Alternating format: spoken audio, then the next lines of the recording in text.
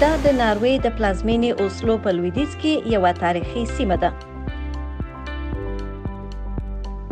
دا کلی بامسورک نومیږي.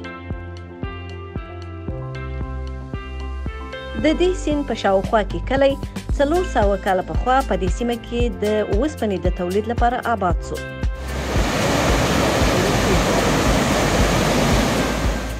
په دکانونو کې د بامسورک د کلي فلزي او شیشه‌يي تولیدات پلورل کیږي.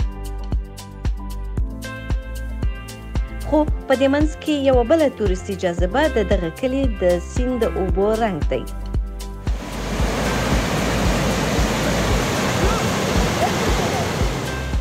په دې کلي کې د ناروې لاسي صنایع هم پلورل کیږي.